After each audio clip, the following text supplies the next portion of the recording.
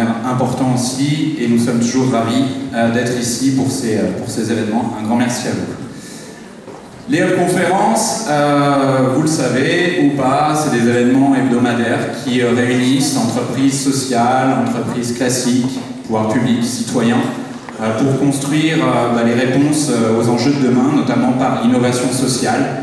On considère au groupe SOS que l'innovation sociale, en gros, répond à des besoins sociaux aujourd'hui non satisfaits dans les domaines de l'éducation, du social, de la santé, des personnes âgées, de l'emploi. Des enjeux évidemment très importants pour notre société, particulièrement en ces temps de crise.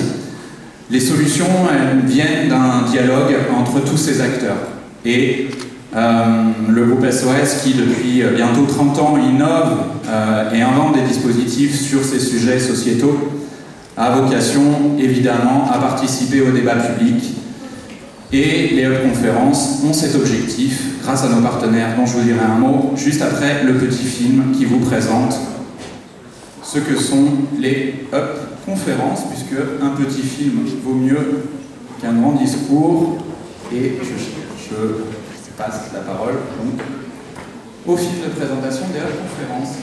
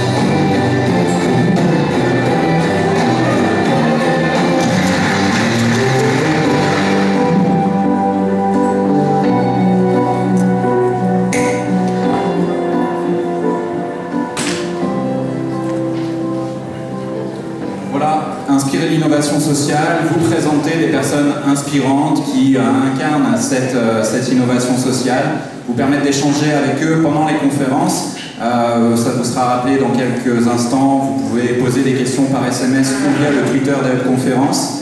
Et puis voilà, la vocation de ces Hub Conférences, c'est aussi déclencher des envies d'innovation sociale pour changer la société, la rendre plus solidaire, plus écologique, plus sociale, etc. Et on va avoir un bel exemple d'inspiration ce soir dans quelques instants. Évidemment, les Hub Conférences n'existeraient pas sans nos partenaires, Accenture, Danone Communities, la Ville de Paris, le Crédit Coopératif, bonjour Virginie, merci d'être là, et nos partenaires médias, j'en ai déjà cité un tout à l'heure avec la Croix, les voilà. Et également l'Express, Rage, et il m'en manque un, mais la slide est passée. Tant pis. Voilà quelques mots-clés pour illustrer ce que sont aussi les Hub Conférences. Juste pour finir, vous dire qu'elles sont organisées par le groupe SOS et ses partenaires. Vous pouvez avoir plus d'informations sur le groupe SOS sur son site internet www.groupe-sos.org. Je remercie au passage, ils sont à ma droite, les organisateurs des Hub Conférences, Romain Dichamp, William Ellenboll-Smith. Si vous avez des idées d'intervenants, de sujets, ils sont là. N'hésitez pas à les solliciter à la fin de la conférence. L'idée, c'est aussi de construire ensemble ces événements. Je crois ne rien avoir oublié. Parfait. Je passe la parole à Sylvia Amicon. Donc, encore merci d'avoir accepté d'organiser cette conférence.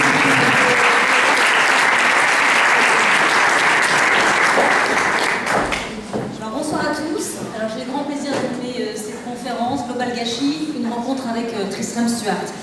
Alors ce soir, il sera question de gaspillage alimentaire et des solutions pour le combattre. Pour nous aider à y voir plus clair, nous avons donc l'immense plaisir de donner la parole à l'un de ces pourfendeurs les plus influents. C'est donc Tristram Stuart, l'auteur de Waste, Global Gâchis, en français, le livre qui est devenu une référence en la matière et qui vient de sortir aux éditions de la Rue de l'Échiquier. Alors peut-être faisiez-vous partie l'an dernier des 5000 personnes qui ont participé au banquet place de l'Hôtel de Ville à Paris. 5000 repas gratuits, cuisinés, distribués, avec des aliments qui étaient destinés à être jetés. L'objectif, évidemment, n'est pas de se nourrir à moindre frais, mais d'alerter sur un scandale éthique, un scandale économique. Ce banquet, c'est donc Tristram qui l'a initié à Londres tout d'abord, et puis de nombreuses villes ont suivi, et les consciences éveillent de plus en plus. Pour bien comprendre les enjeux de cette soirée, il faut avoir à l'esprit 3 chiffres. Un tiers de la production mondiale est jeté ou perdu depuis sa production jusqu'à nos assiettes. En France, chaque personne jette jusqu'à 30 kg de nourriture par an, soit c'est l'équivalent de 400 €. Et puis dans le même temps, il y a 1 milliard d'êtres humains qui souffrent de malnutrition. Pourtant, selon les experts qui nous parlent, eh bien, si nous changeons nos habitudes de façon durable, eh bien, il n'y aurait plus de problème de faim sur la Terre. Les pouvoirs publics commencent à réagir. La Commission européenne de réduire de moitié le gaspillage alimentaire à l'horizon 2025. Ces objectifs, eh bien, c'est de mieux éduquer le public et de mieux redistribuer les invendus. En France, le ministre Guillaume Garot s'apprête à lancer un pacte national contre le gaspillage alimentaire. Il viendra d'ailleurs conclure cette conférence tout à l'heure et il viendra nous donner donc les grandes orientations de ce pacte. Ce sera donc en conclusion de cette conférence. Ce soir, Tristan Suard vous présentera donc les raisons de son engagement, le rôle que chacun de nous peut jouer pour combattre ce gaspillage. Car de nombreuses solutions existent. La preuve avec 3 porteurs de projets français qui sont aussi convaincus et passionnés que Tristram et qui ont saisi l'urgence de la situation. Ils proposent des solutions innovantes et c'est l'entreprise Ecosphère, spécialisée dans la revalorisation des déchets alimentaires ou non alimentaires, l'agence du don en nature qui collecte les invendus non alimentaires, et puis le collectif Zéro Gâchis qui recense sur son site les produits frais qui arrivent à leur date limite de consommation. Ils sont également avec nous ce soir et ils vont échanger avec Tristram.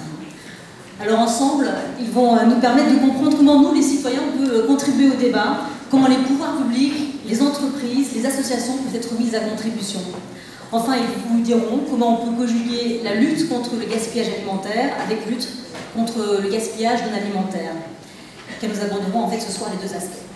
Alors voici comment va s'articuler cette soirée. On vous proposera d'abord d'écouter ces 3 porteurs de projets français ainsi que les solutions qu'ils proposent. Et la présence de Tristram sera pour eux l'occasion d'échanger sur leurs expériences. Ensuite, Tristram nous racontera son histoire, nous parlera de son combat, de ses solutions. Et puis en conclusion, je vous le disais tout à l'heure, le ministre Guillaume Garot viendra nous présenter le pacte national contre le gaspillage alimentaire qui sera lancé en juin. Enfin, vous pourrez poser vos questions à Tristram. J'appelle donc à la tribune Tristram Stuart, s'il veut bien venir.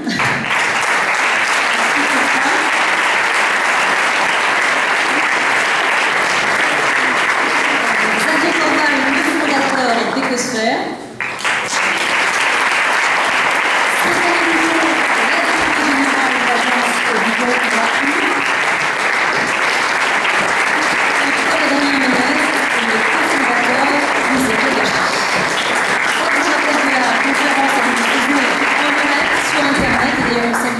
Celles et ceux qui nous suivent.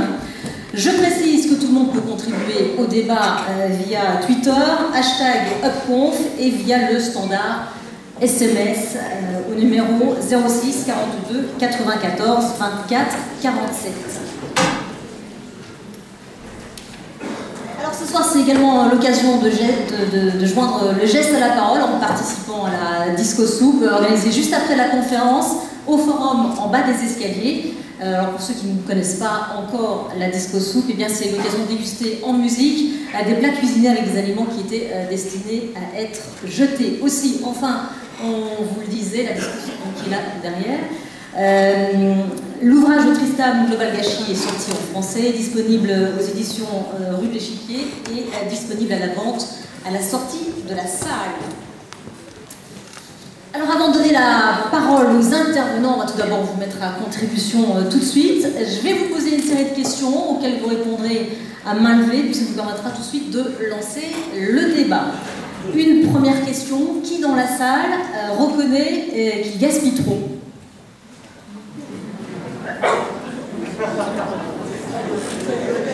Voilà, quelques quelques mains, mais pas tellement finalement. Deuxième question, qui dans la salle au contraire se considère comme particulièrement vigilant, voire exemplaire dans la lutte contre le gaspillage? Vigilant. Quelques mains aussi. Et puis qui est venu ici pour trouver des solutions afin de changer ses habitudes. Alors là, tout le monde. Ok, Tristram, vous venez d'avoir un petit aperçu là, des habitudes alimentaires. Donc, tout le monde est venu ici pour trouver des solutions pour lutter contre le gaspillage. Qu'est-ce que vous en pensez? Est-ce que c'est différent d'ailleurs des autres pays que vous avez visités? Parce que c'est vrai que le gaspillage, c'est un peu différent de pays à pays. Les gens n'ont pas la même attitude. C'est vrai que le gaspillage est caché de nous, même dans notre propre maison. Mais ce que je dirais, c'est que, en fait, même si on jette pas la nourriture chez nous, dans la maison, toujours on cause le gaspillage alimentaire parce que les entreprises d'où on achète nos aliments, ils jettent la nourriture. Donc, et on ne le sait pas forcément. On paye pour ça.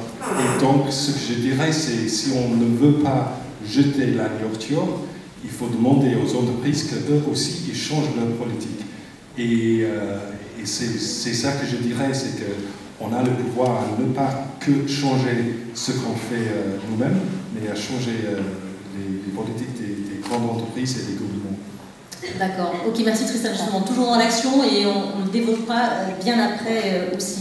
Alors à présent, je vous propose aussi d'aller voir du côté des internautes. On va jeter un coup d'œil au sondage réalisé sur le site upconférence.fr. Le gaspillage alimentaire, c'est avant tout la responsabilité 22% du législateur, 36% du distributeur, 8% du producteur, 33% du consommateur. Donc c'est le distributeur qui arrive en premier lieu. Tristram, on vous met encore à contribution. Est-ce que vous voulez réagir peut-être à ce sondage? Le distributeur donc, qui est pointé du doigt, c'est ce que vous constatez sur le terrain quand vous parlez un peu de par le monde?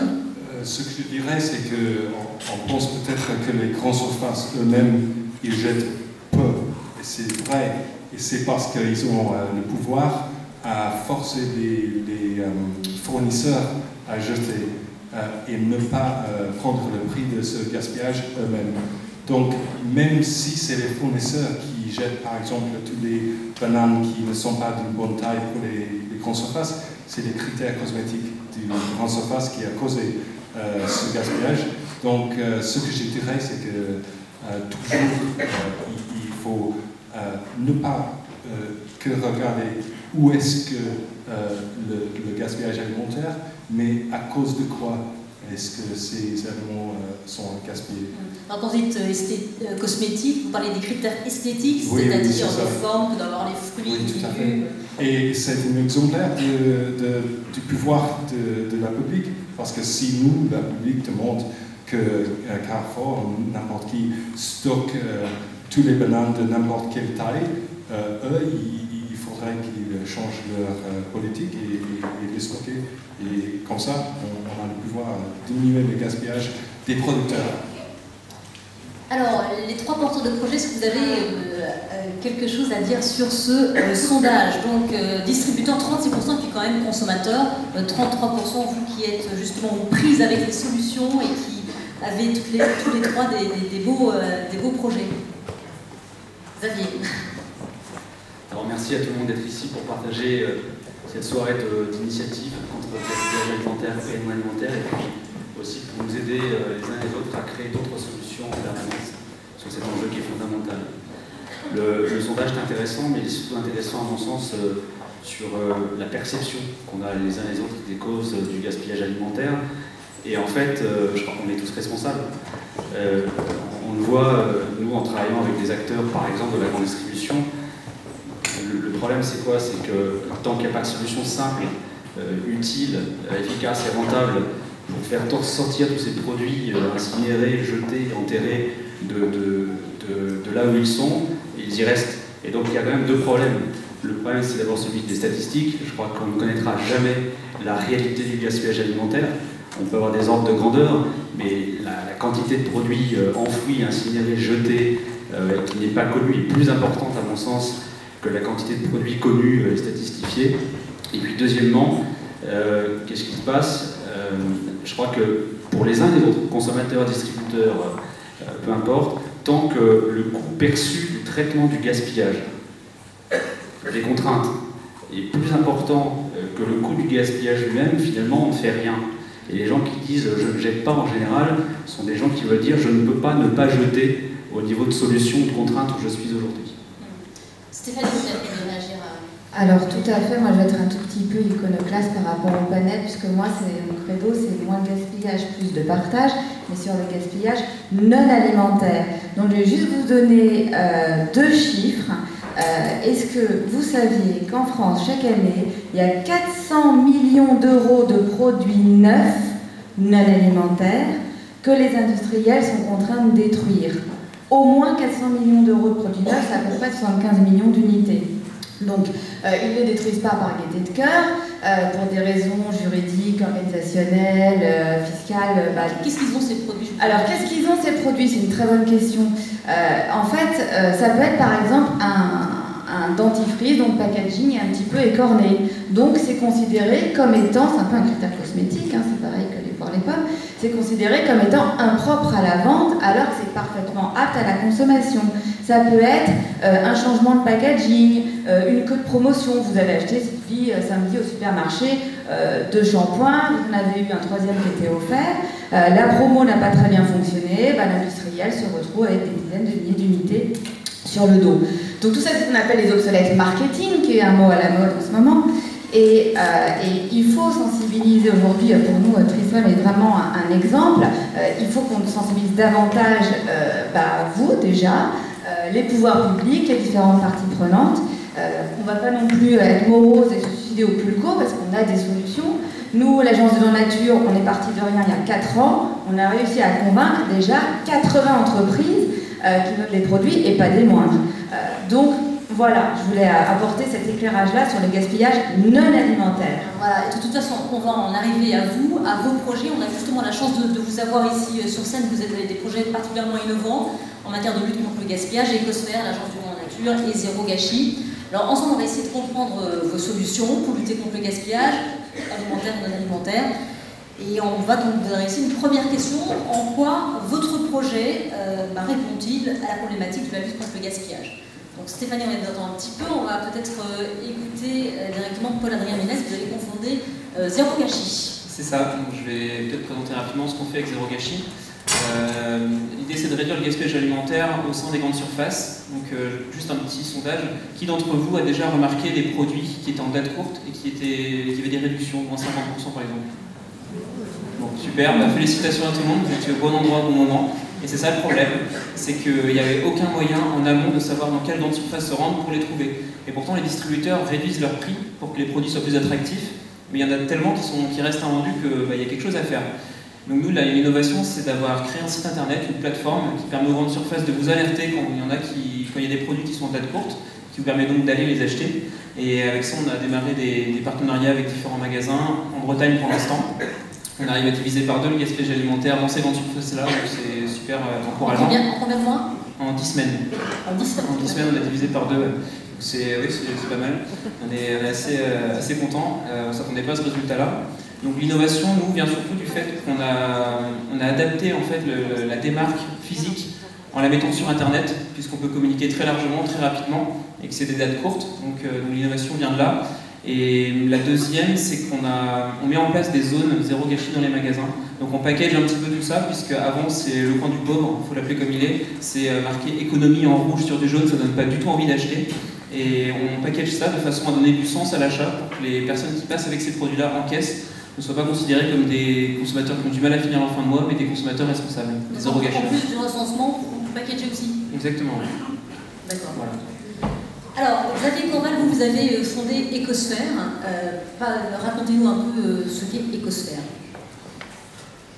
Juste une réaction avant. Ce qui m'intéressait de savoir, c'est comment on peut, par rapport à la solution que vous apportez, comment on peut mesurer Si les particuliers qui achètent des produits discountés, donc les achètent probablement en plus grande quantité, eux ne gaspillent pas ces produits chez eux s'ils n'ont pas le temps de les consommer.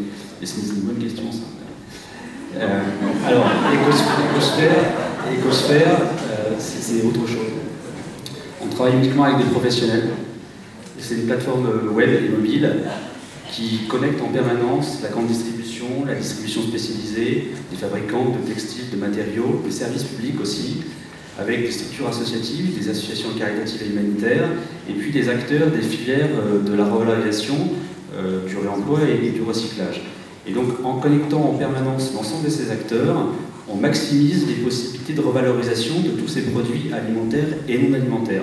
On les maximise avec ce qu'on appelle des algorithmes de calcul de pertinence, où on intègre en permanence donc, les contraintes, les objectifs de tous ces acteurs. Avec ce dispositif, qui est une solution que nos utilisateurs perçoivent comme étant simple et efficace, on équipe à la fois les partenariats ou les acteurs existants de la revalorisation d'un dispositif qui est beaucoup plus performant, et puis en même temps, en trouvant en permanence ces opportunités de revalorisation, on augmente évidemment le volume des produits revalorisés et on diminue d'autant le montant et le volume des produits envoyés à la poubelle. Et pour parler chiffres, on est rentré dans l'expérimentation avec un certain nombre d'hypermarchés au mois d'octobre l'année dernière, et les résultats ont été spectaculaires dès le début, puisque depuis le mois d'octobre, ils ont fait encore entre plus 100% et plus 40% de montant de produits revalorisés par mois par rapport au mois de l'année antérieure, où la plateforme Ecosphère n'était pas utilisée. Alors justement, c'est une idée que vous avez eue il y a une quinzaine d'années, mais il y a une quinzaine d'années, c'était pas encore possible de la réaliser. Tout à fait, en fait, je crois que c'est quelque chose qu'on partage avec Tristram, et puis peut-être beaucoup de personnes ici qui apportent des solutions. C'est que Ecosphère est née d'une expérience personnelle du gaspillage, où lorsque j'étais étudiant, je servais les cocktails d'inauguration du pavillon de l'Arsenal à Paris, et je me retrouvais avec des gros jambons et des camemberts que je ne voulais pas acheter. Donc, je prenais mon scooter, j'allais à la recherche de personnes sans abri dans les rues de Paris. Je n'en rencontrais pas toujours, je trouvais que c'était un peu compliqué, les associations n'étaient pas connectées, pas connectables, donc pas en mesure de recevoir ce type de proposition. Et là je me suis dit deux, trois choses. Je me suis dit, c'est quand même difficile de concrétiser un acte de générosité, ça devrait être plus simple. Deuxièmement, le produit vient d'avoir une valeur légitime, festive, événementielle. Comment est-ce qu'on lui redonne une valeur derrière, une valeur dans un autre siècle de valorisation. Donc on n'est pas culpabilisant, on n'est pas pressurisant sur Ecosphère, on cherche la solution en permanence pour entraîner les acteurs, et puis ensuite, il y a un parcours d'expert en technologie de l'information et de la communication. Et un jour, il y a 3 ans, j'ai tout rassemblé dans ma tête, l'expertise en TIC, l'expérience solidaire, les problématiques de développement durable, donc d'optimisation de l'allocation des ressources, et c'est comme ça qu'est né Ecosphère.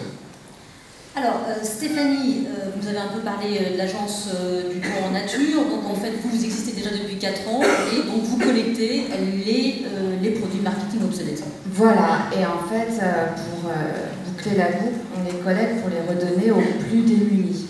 Donc, c'est à notre credo, moins de gaspillage, plus de partage. Et je crois que ce qui est intéressant de noter dans le côté innovant, puisqu'on a tous les 3 d'ailleurs des sites internet, on utilise les nouvelles technologies, et c'est l'impact que ça permet d'avoir, puisqu'à ce jour on a pu collecter l'équivalent de 27 millions d'euros en valeur marchande. Ça correspond à peu près à 4000 tonnes de déchets évités, les produits que j'ai cités tout à l'heure, et ça a contribué à aider 500 000 personnes qui vivent en dessous du seuil de pauvreté en France. Et ça, sans notre site internet, notre passerelle web, on n'y serait jamais parvenu, même si au-delà de la technologie, il faut aussi de l'humain et de la proximité, et qu'on a surtout sur un secteur comme la précarité, parce que nous, on est une association et on redistribue uniquement les produits aux plus démunis, et qu'on a également une équipe qui est dans la salle, des bénévoles qui sillonnent la France pour accompagner, pour l'aide de l'humain dans tout ça. Voilà. Alors, Guillaume Garot va venir tout à l'heure nous présenter les grandes orientations de son pacte. Qu'est-ce que vous en attendez de ce pacte? Qui parle aussi du non-alimentaire. Alors, pour le coup, c'est pas au programme, mais sur le pacte alimentaire, Xavier, peut-être. Parce que vous, en plus, vous avez des choses à dire. Oui, alors effectivement, Ecosphère est rapporteur de ce plan d'initiative contre le gaspillage alimentaire depuis le mois de décembre. On a été perçu comme une des solutions les plus innovantes pour généraliser, non pas des bonnes, mais des nouvelles pratiques. Et puis on est une entreprise sociale, Ecosphère est une entreprise sociale, donc à finalité d'intérêt général.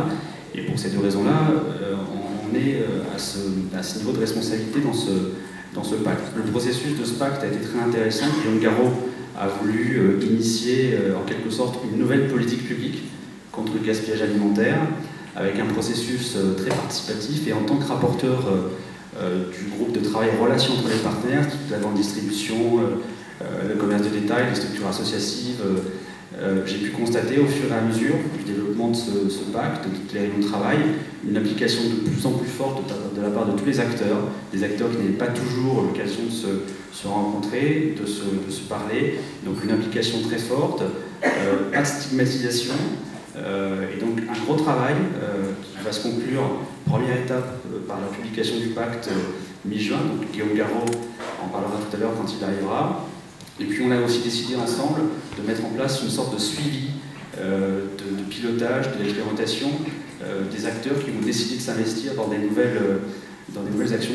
Il y a un acteur qui est ici présent ce soir, c'est peut-être pas le seul, et je tiens à le saluer, parce qu'il n'est pas évident, peut-être pour certains d'entre vous, que ce type d'acteur se lance dans des opérations aussi innovantes, qui font sens sur le plan social et environnemental. C'est Potel et Chabot, le traiteur de luxe événementiel, dont le président est ici dans la salle, et qui a décidé, avec Ecosphère, de systématiser la revalorisation des surplus événementiels qui sont incompressibles dans l'événementiel. Et on va mettre en place ensemble, sur diverses opérations, un système d'interfaçage avec les structures associatives qui, au jour le jour, font des maraudes pour qu'elles puissent être ainsi approvisionnées en produits chaque jour. Alors, on va bientôt... oui, on peut l'applaudir.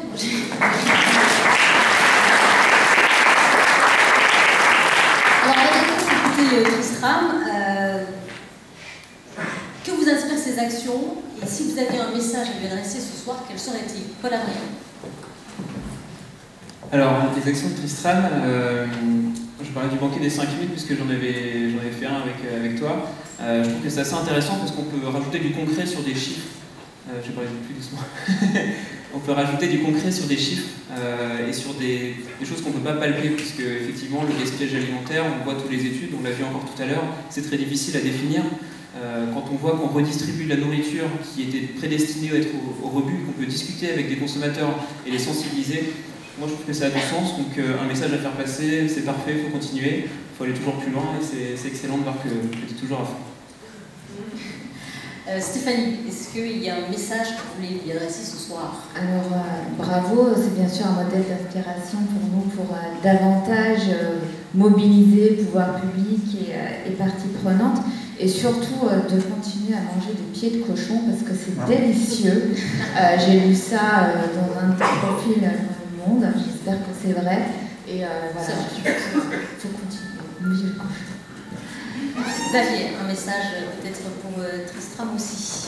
Ouais, j'ai connu les actions de Tristram Stuart au banquet des 5000 place de l'Hôtel de Ville. Et donc c'est là que j'ai compris que c'était un performeur de la sensibilisation et de la provocation au changement sur cette thématique du gaspillage alimentaire. Donc on va apprendre à mieux se connaître, je crois. Et puis je pense qu'on a des projets, chacun, lui et puis Ecosphère au niveau européen. La Commission européenne nous a incité à aller ensuite vers le nord et le sud de la France pour faire agir des acteurs binationaux sur la plateforme Ecosphère. Et donc je pense que là, on va pouvoir faire des choses ensemble, tous acteurs du changement, avec cette dynamique collaborative qui caractérise beaucoup d'initiatives aujourd'hui, économie collaborative, croissance collaborative, politique publique collaborative, dont on parlera tout à l'heure, Guillaume Garot, sans doute. Alors Tristram, vous avez écouté ces trois porteurs de projets français. En quoi vous semble-t-il innovant? Comment répondre? D'accord, on parlait du pacte national anti-gaspi. Et j'ai fait plusieurs réunions avec Guillaume Garot au sujet du pacte et des autres initiatives ici en France. Et j'étais tellement impressionné que c'est une politicienne très mobilisée, très sincère. Et on verra ce qui se passera avec le pacte. Mais ce que je dirais, c'est que même sans le pacte, ce qu'on a en France, c'est une belle motivation, mobilisation contre le gaspillage alimentaire. Il y a beaucoup de bruit, il y a un mouvement contre le gaspillage alimentaire. Et ça fait deux choses. Un, ces produits marchaient pour les entrepreneurs à trouver des solutions créatives, technologiques, pour trouver les solutions de ce problème. Parce qu'il faut voir que le gaspillage alimentaire, où on jette un tiers du gaspillage des aliments entiers dans le monde, c'est une tragédie, c'est sûr, mais c'est une opportunité. C'est une opportunité pour nous, pour la public, mais c'est une opportunité pour les entrepreneurs. Parce que un tiers de la nourriture du monde, il y a beaucoup de valeur là-dedans. Il y en a qui ont faim, il y en a qui veulent manger cette nourriture. Si on peut trouver un moyen d'amener cette nourriture à la public. Donc, c'est un marché où les entrepreneurs peuvent travailler. Et deuxième chose qu'il faut dire, que le pacte, ce qu'on a, c'est un moyen de collaboration entre les entreprises et les autres acteurs du secteur. Mais en même temps, ce qu'on a, c'est une course entre les grandes surfaces, entre les autres entreprises qui veut être le moins gaspillant. Vous voyez ce que je dis? Donc, hier soir, j'étais avec Carrefour, le secrétaire général. Ce que lui intéresse, c'est qu'est-ce que les autres entreprises, qu'est-ce qu'ils font contre le gaspillage alimentaire. On est dans une course, il faut ne pas être à la derrière. Donc, à cause de ce... Oui, c'est positif, donc on a collaboration, mais on a le deuxième force dans le marché, c'est compétition. Parce qu'il y a quand même pendant longtemps... Et c'est ça qui est très fort, et on tous participe dans cette mobilisation. D'accord, parce que en fait, les distributeurs pendant très longtemps, ils n'ont pas voulu... Plus lentement, s'il vous plaît, pour que je vous comprenne. Exactement. Les distributeurs, en fait, pendant longtemps, ils n'ont pas voulu jeter. Ils n'ont pas voulu donner, ils préféraient jeter plutôt que donner. Il y en a qui préfèrent jeter, et maintenant, c'est révélé à la public qu'il y a ce gaspillage alimentaire, c'est un scandale, et c'est évident que la public en France sont fâchés avec ce scandale, et donc les grandes entreprises, ils veulent changer, ils ont peur, quoi. Et ce que je dirais, c'est que la public, les entrepreneurs ont tous... en fait, c'est incroyable. Ça, pendant les derniers 6 mois en France, comment ça change aussi vite, j'ai jamais vu quelque chose comme ça. D'accord, vous allez nous le raconter tout juste après. Merci beaucoup à tous les trois. Je vous invite à regagner à présent la salle. Je précise évidemment qu'on vous retrouvera tous les trois lors de la discussion tout juste après cette conférence, si quelqu'un a envie de poursuivre le débat avec vous. Merci beaucoup à Xavier Corval.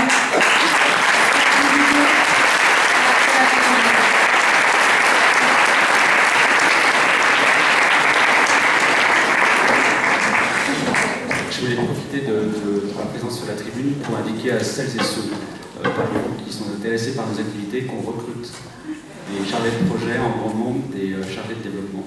Et donc vous êtes les bienvenus pour nous rencontrer pendant la discussion qui est produit ce soir grâce à Ecosphère d'ailleurs. À tout à l'heure.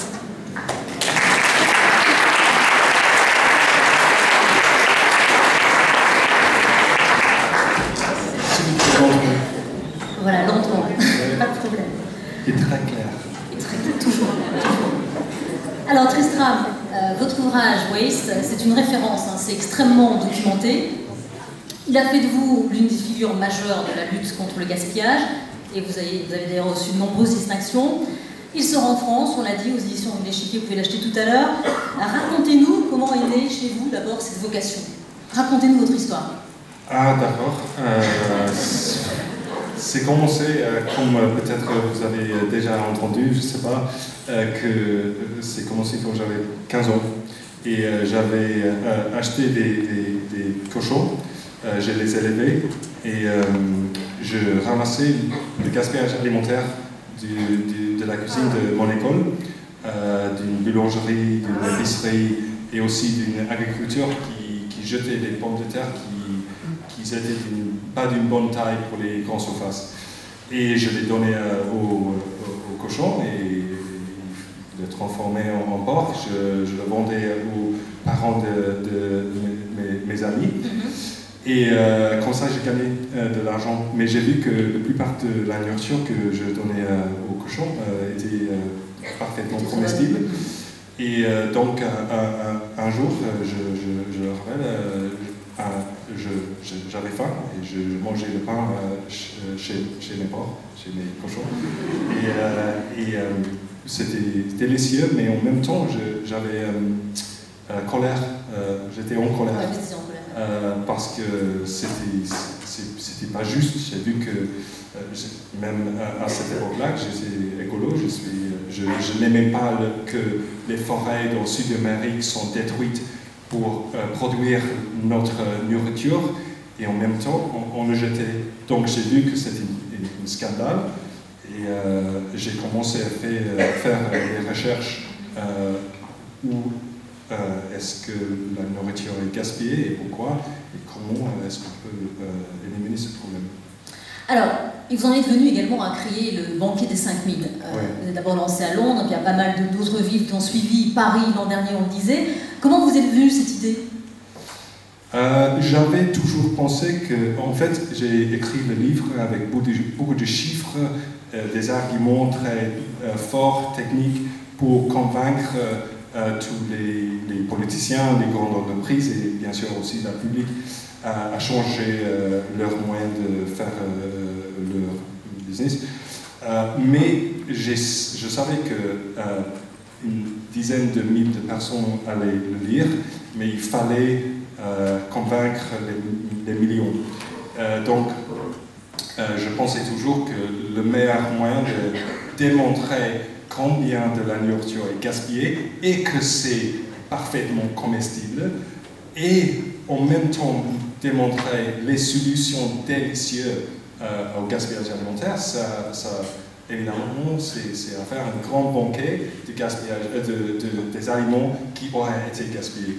Donc, je parlais avec plusieurs agriculteurs qui jetaient leurs carottes tordues, par exemple, et j'ai dit ne le jetez pas. À nous, on a fait, en fait, on ne savait pas comment faire un repas pour 5000 personnes. 10 jours avant le banquet, on ne savait rien. Où est-ce qu'on va trouver 5000 personnes, où est-ce qu'on va trouver une marmite aussi grande pour ça, mais tout le monde nous joignait et nous aidait. C'était un succès. C'était incroyable. Et est-ce que vous avez donc senti que les choses changeaient après ce banquet? Évidemment. En fait, c'était pas exactement prévenu, on n'avait pas une stratégie, mais ce qu'on a fait, c'est inviter toutes les organisations en Angleterre qui travaillent, qui s'occupent contre le gaspillage alimentaire, et même ceux qui ne travaillaient pas, mais en train de faire cet événement, on les a convaincus à nous joindre. Joignez? À nous rejoindre. Rejoindre, voilà. Excusez-moi, en français, je viens d'arriver en France et d'habitude ça prend des jours pour le retrouver, mais quand même. Donc on a fait une collaboration, une alliance des organisations qui luttent contre le gaspillage alimentaire. Et bien sûr, il y avait beaucoup de la presse, c'était partout à la télévision et les journaux. Et on a vu immédiatement après, le ministère a écrit par exemple à toutes les grandes surfaces disant il faut donner la nourriture et ne pas le jeter. On voit maintenant, par exemple, je parlais des fruits et les légumes tendus qui sont gaspillés partout dans le monde parce que les critères cosmétiques esthétiques des supermarchés ils ne sont pas d'une bonne taille. Et on a fait beaucoup de bruit de ça. On voit maintenant que, j'essaie d'expliquer, le secteur du marché de produits frais, le secteur qui agrandit la plus vite en Angleterre maintenant, c'est le marché pour les légumes et les fruits tordus et les. Et pendant les derniers 12 mois, par exemple, l'Union des agriculteurs a calculé qu'on a sauvé 300 000 tonnes des produits dans les fermes d'Angleterre. Et juste par sensibiliser la public, on a changé le marché. C'est-à-dire que c'est le public qui allait directement aux agriculteurs ou c'est les distributeurs qui, du coup... Il faut, donc, moi je parle aux agriculteurs, je parle aux grandes surfaces, on les convainc à travailler pour trouver le moyen de stocker et de faire du marketing pour les légumes, les fruits, les laits. Et le consommateur, c'est évident qu'il aime ça, il préfère avoir ça qu'une tas de bananes pourries. Voilà.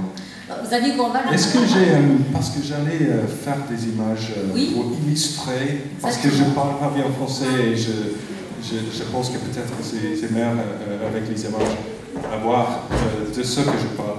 Donc on parlait de avoir ces cas forts, c'est pas un gaspillage.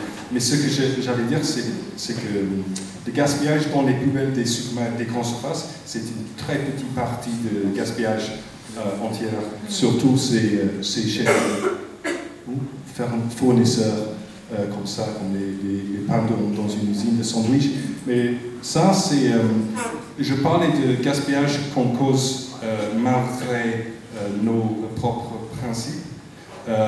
Ce sont des bananes qui sont gaspillées dans un jour de récolte en Équateur, dans une implantation de bananiers.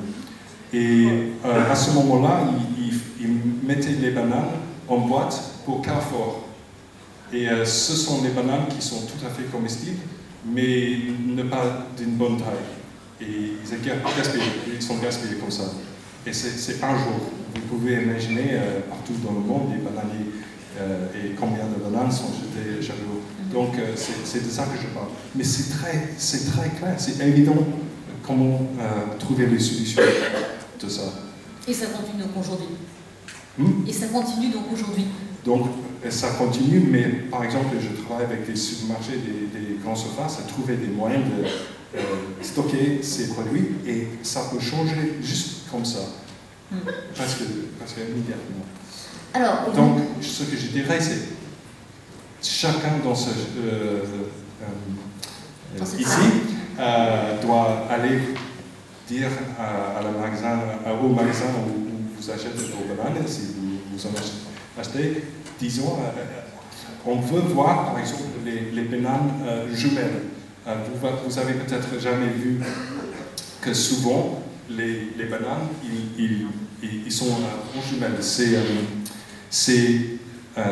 Vous avez entendu parler de marketing 2 for 1, où on peut aller à la grande surface, acheter 2 pour le prix d'un. Voilà, c'est le 2 for 1 de la nature. Et il faut demander qu'ils les amènent chez nous et ne pas le jeter à un Équateur. Voilà. Justement, dans votre livre, vous parlez beaucoup du pouvoir des citoyens, de chacun d'entre nous. Vous dites tout le monde allait voir son poissonnier, tout le monde allait voir son boulanger et lui dire mais qu'est-ce que vous faites de vos restes. C'est ça en fait, ça a commencé par les citoyens? Absolument. En fait, à mon avis, les grandes entreprises et les gouvernements changent quand la public demande. Et on a vu plusieurs campagnes chez nous qui a commencé avec un bruit public. Et c'est pour ça qu'on fait les événements comme avec Disco Soup et tout ça, à sensibiliser, à faire le bruit et célébrer les solutions positives qui luttent contre le gaspillage. Alors justement, vous parliez à l'instant de Disco Soup. Ah oui. Vous avez lancé le banquet des 5000 à Londres. Nous, on a la Disco Soup. Qu'est-ce que vous pensez? Quel regard portez-vous sur la Disco Soup? Je suis fier d'être un discopain. Et on a collaboré chez le banquet des 5000. Et en fait, à cette époque-là, c'était une petite association à Paris. Et maintenant, c'est représenté, je comprends, dans 20 cités partout en France. Il y a le Disco Soup 2 fois par semaine. C'est une mobilisation de célébration des solutions délicieuses de gaspillage alimentaire. Et c'est incroyable. Moi, j'ai appris beaucoup de ce mouvement ici en France comment utiliser par exemple les images pour partager les idées sur Facebook et tout ça. Et je suis tellement frappé, impressionné, et c'est belle. Et si voilà, tout le monde peut aller goûter les solutions, ce qu'ils font. On ira tout à l'heure à 21h. Xavier Corral disait tout à l'heure de vous que vous étiez un performeur de la sensibilisation. Est-ce que c'est vrai? On peut vous définir comme ça? Je ne comprends pas les nuances de cette phrase. Performeur. Mais peut-être c'est vrai. Mais oui, on espère de faire le bruit, faire la performance. Par exemple, une banque de 5000, c'est une performance du monde sans le gaspillage alimentaire. Donc c'est une espèce de performance. C'est un moyen d'engager le public aux solutions concrètes. Voilà, c'est vrai. Alors que pensez-vous de la façon dont fonctionne la France, hein? On sait que vous êtes un grand amateur d'abat. La France, justement, a donc, de votre point de vue, déjà gagné un bon point, peut-être? Vous me demandez comment ça marche en France? Non, vous aimez bien les abats. Oui, les abats. Vous adorez les abats. Les abats, mais aussi les abats dans vos livres, dans vos conférences. Mais c'est pour ça que j'aime bien venir ici à Paris, parce qu'on peut trouver n'importe où les pieds des cochons, les cerveaux et tout ça. Et, mais vous rigolez, mais je vous dis qu'en Europe, la consommation des abats, ça diminue. Même ici en France, et en Angleterre et aux États-Unis, la consommation des abats est diminuée par 50% pendant les derniers 30 ans. Qu'est-ce qui se passe avec ces abats maintenant? Ce sont des morceaux qui sont une tradition, une espèce de la nourriture traditionnelle et délicieuse. Et la solution du gaspillage des abats, c'est manger des abats. Donc, même si on est végétarien, on peut être en accord, j'espère, que si on va élever ces animaux, il faut manger l'animal entier. Et non pas jeter la moitié au chien, au chat ou dans une four pour le détruire. Donc, pour ça, j'aime bien les tripots et n'importe qui. Je peux voir, s'il vous plaît, combien du monde ici a mangé, par exemple, les abats pendant les derniers mois. C'est génial, ça. En Angleterre, il y en a peut-être un ou deux, comme ça. Mais garde ça, c'est très important. Alors Tristan, justement, la France a déjà un bon point pour vous. Que pensez-vous de la façon dont fonctionne le pays? Vous disiez tout à l'heure, ça a changé énormément ces 6 derniers mois. Qu'est-ce qui s'est passé? Quoi, ici en France ou mondial? En France. Qu'est-ce qui se passait? Ce qu'on a vu, c'est... Ah, c'est M. Caro. Bonsoir, Monsieur le ministre. Monsieur Caro, parce qu'il est venu changer.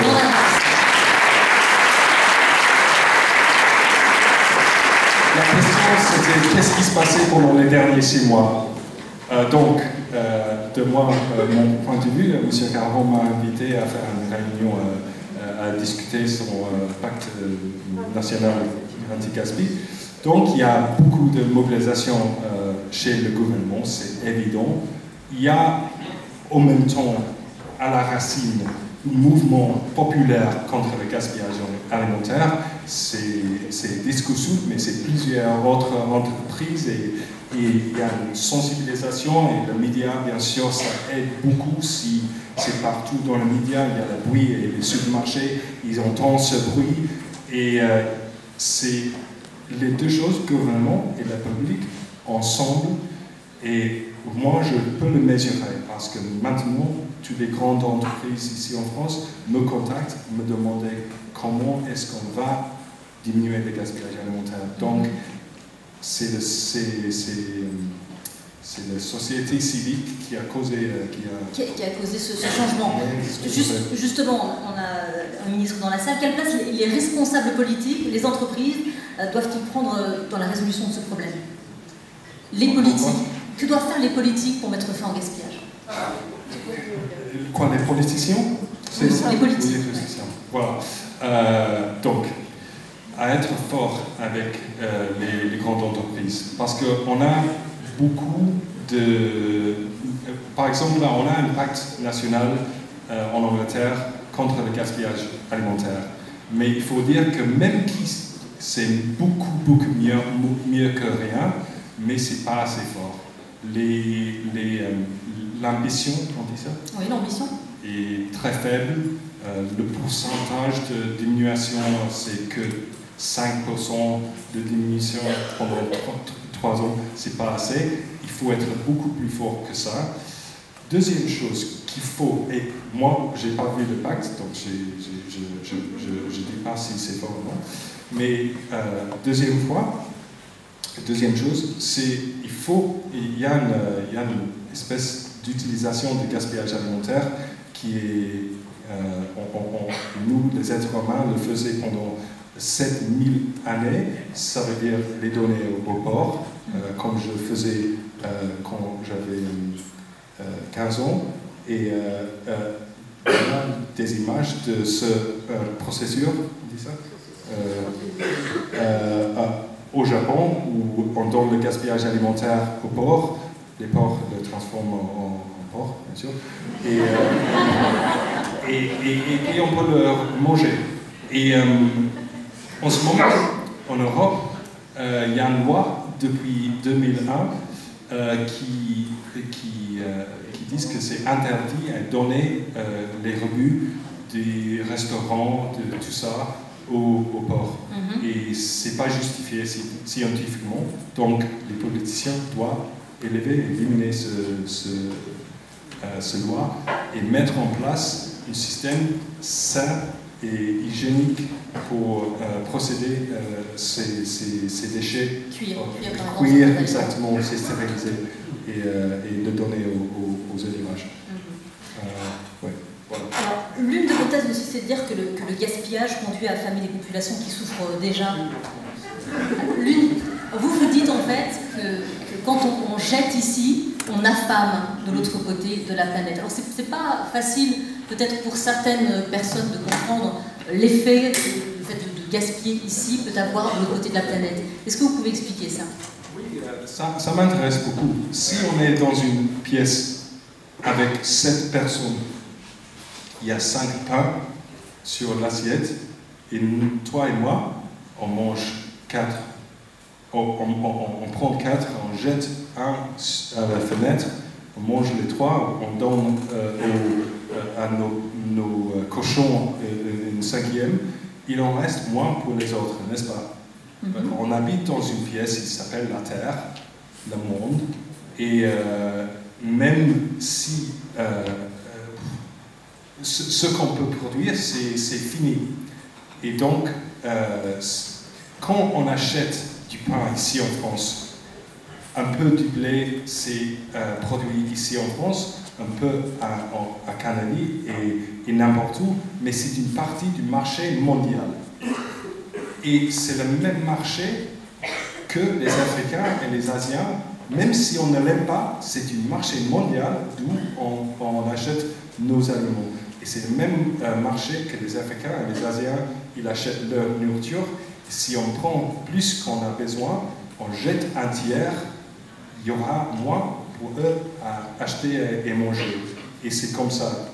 Je l'ai vu à Pakistan l'année 2008, et j'ai vu des familles qui, avant, ils pouvaient acheter assez de la farine pour leur famille, mais à cause de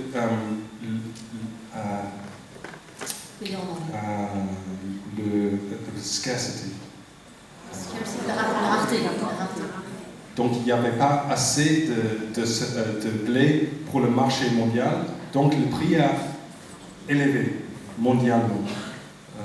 Donc les Pakistanois ne pouvaient pas l'acheter. Pakistanais. Les Pakistanois, c'est pareil. Donc ils ne pouvaient pas l'acheter à cause de la scarcity. Dis quoi? Rareté. Et ce raté, on a contribué à ce raté par le gaspillage alimentaire dans les pays riches. C'est compris? C'est compris? Lis le livre pour les chiffres pour cet argument un peu technique, s'il vous plaît. Alors, Tristan, aujourd'hui, vous êtes consultant. Vous conseillez... Quoi? Vous êtes consultant? Consultant? Non, insultant. Insultant aussi. Consultant.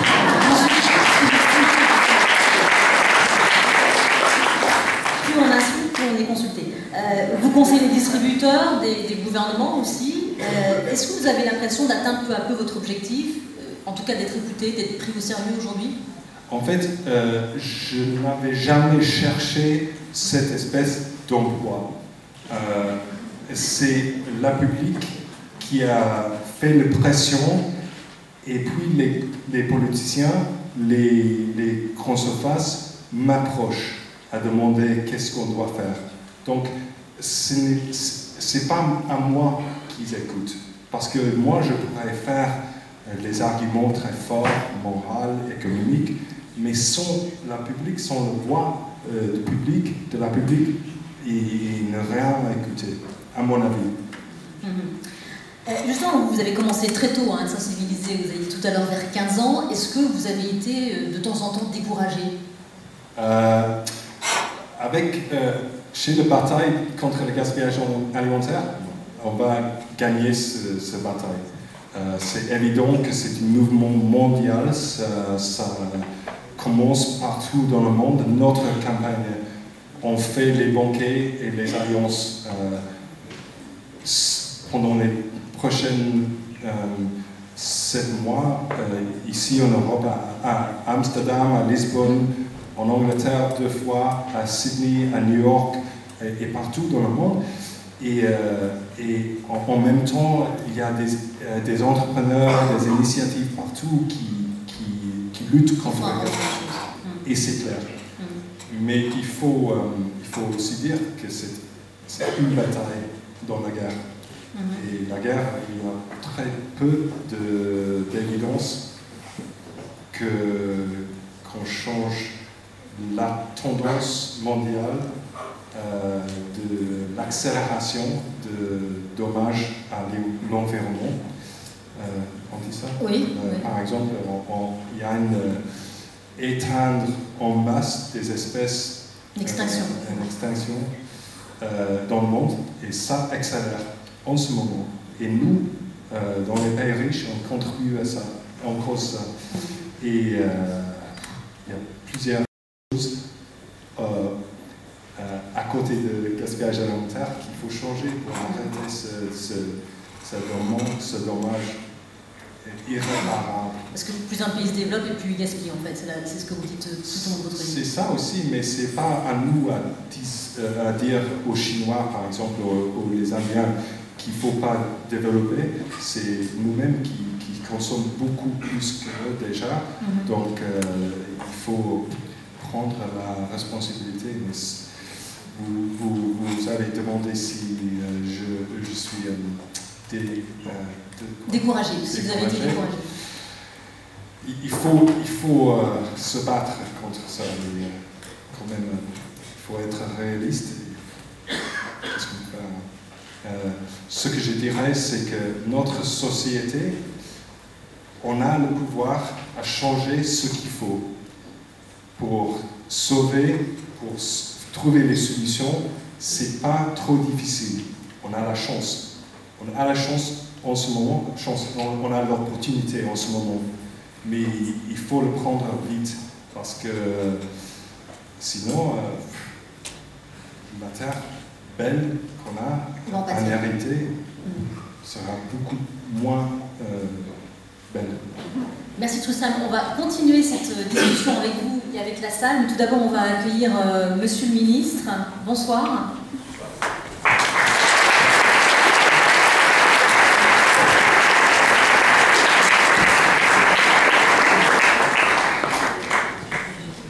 Bonsoir Monsieur le Ministre. Alors il a été question ce soir de gaspillage alimentaire. On n'a pas beaucoup abordé le non-alimentaire, mais on va l'aborder tout à l'heure. De la place qu'ils occupent dans le débat public. Alors dans les prochaines semaines, vous allez dévoiler le pacte de lutte contre le gaspillage alimentaire. Comment va-t-il permettre de mettre fin au gaspillage? Bonsoir à chacune et chacun d'entre vous. Moi, d'abord, je voudrais vous dire le plaisir que j'ai de passer un moment, même s'il est trop court avec vous. D'abord parce que la salle est pleine. Et ça fait vraiment plaisir de voir que sur un sujet aussi important que la lutte contre le gaspillage, il y a une vraie mobilisation de la société française. Et je rejoins en tout point ce que disait à l'instant Tristram Stuart, parce que le rôle des politiques dans cette lutte contre le gaspillage, c'est pas d'appuyer sur un bouton, c'est de s'appuyer sur cette mobilisation citoyenne pour changer vraiment les choses. Et voilà comment moi j'inscris mon boulot, mon travail de ministre. Et mon travail de ministre, c'est de faire en sorte que la lutte contre le gaspillage devienne une vraie politique publique. Parce que jusqu'à présent, en tout cas le constat que moi j'ai fait, c'est que ça intéressait quelques personnes, des associations, quelques associations de solidarité, des citoyens, des essayistes. Et puis au-delà, il n'y avait pas de débouché, il n'y avait pas de réponse en termes de choix de société, en termes de choix politique. Et l'ambition que je veux porter, c'est de pouvoir s'appuyer sur la mobilisation de tous ces acteurs de la société civile pour faire en sorte que vraiment on s'attaque au gaspillage. Alors, vous me dites, est-ce que vous allez faire en sorte d'arrêter définitivement le gaspillage? On a beau être ministre, on n'en a pas pour autant une baguette magique. Moi, ce que je fais aujourd'hui, c'est d'abord de fixer un objectif, une ambition pour le pays. Et cette ambition, c'est celle qu'a énoncée l'Europe, le Parlement européen. Réduire de moitié, c'est déjà énorme, réduire de moitié le gaspillage alimentaire d'ici 2025. Voilà l'horizon que nous nous sommes fixés. Pour ça, c'est, en tout cas je crois, la modernité d'une politique publique comme celle que nous conduisons, il va falloir que chacun s'y mette.